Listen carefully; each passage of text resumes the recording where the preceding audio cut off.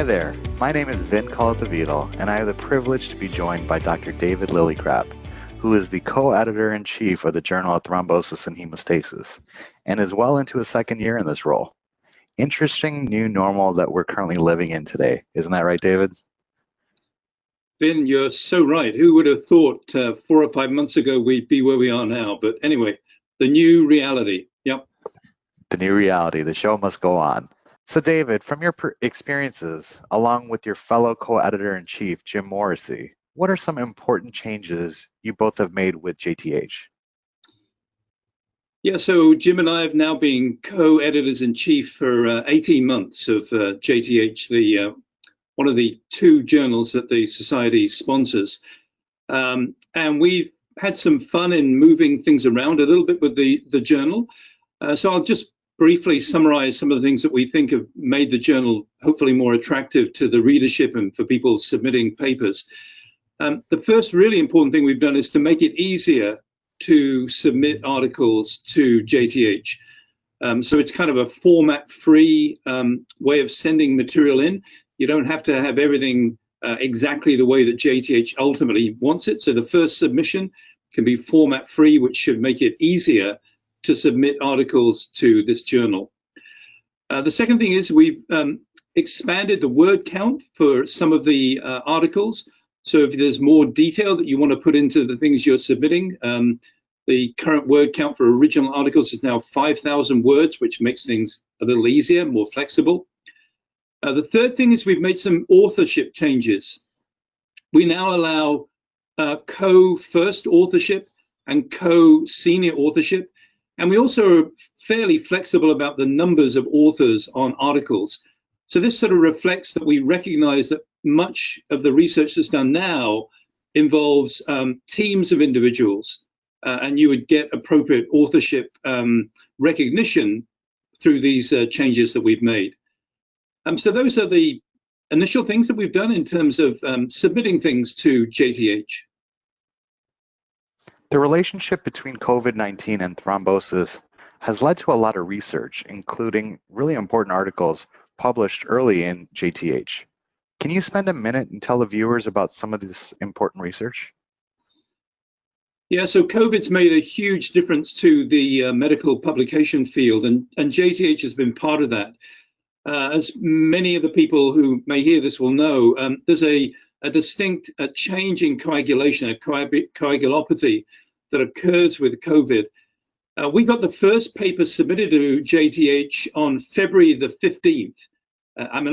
We remember very well, we got this paper from Wuhan in China that described for the very first time some changes in coagulation in these COVID patients.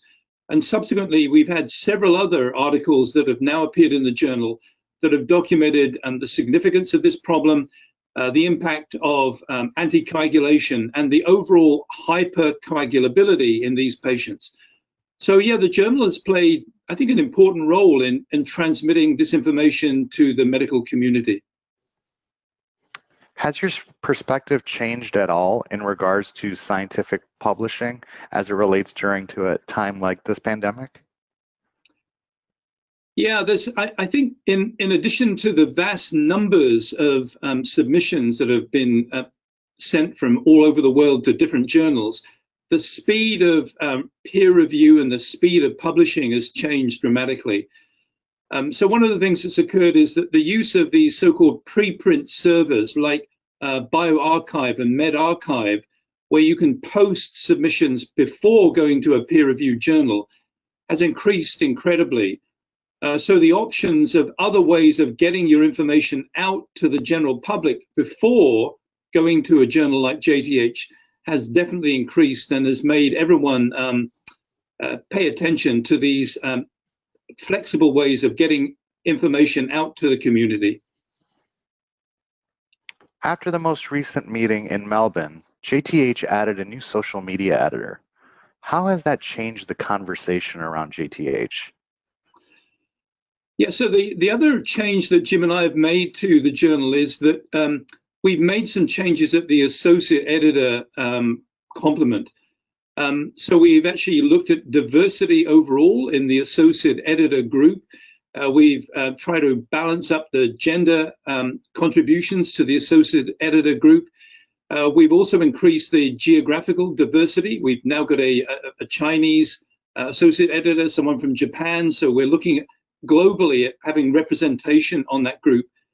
And as you say, we've also now appointed a new social media associate editor, Diane Vanderwall, who's now been with us for about a year and has been fantastic in terms of tweeting and making JTH information available through various social media aspects. And that's been a very positive contribution and addition to our group. It's great to see the evolution of things that have taken place over the course of time. What else do you hope to see in the future for JTH? Yeah, well, Jim and I have had fun doing this so far. We want to try to keep making some new things happen. So one of the things that's going to happen in 2021 is that we're introducing a new series to the journal called JTH in Clinic. This is going to be a series of articles that deals with clinical controversies or difficult to manage clinical situations. Initially, they'll appear about once every 2 months. But if we get a good a head of steam behind us and things look as though they're interesting, we may make that monthly. And then we'll continue to serve the society as best we can, the SSC as well, to act as the platform to get information out to the society's membership.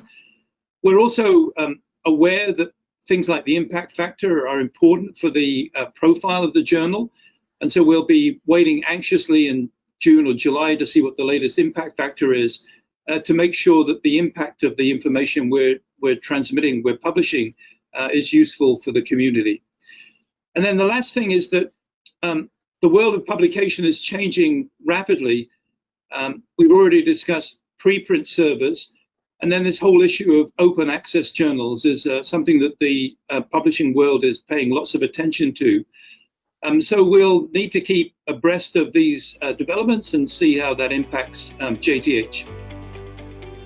Well, that's a wrap for today's discussion, David, on JTH. Appreciate your time.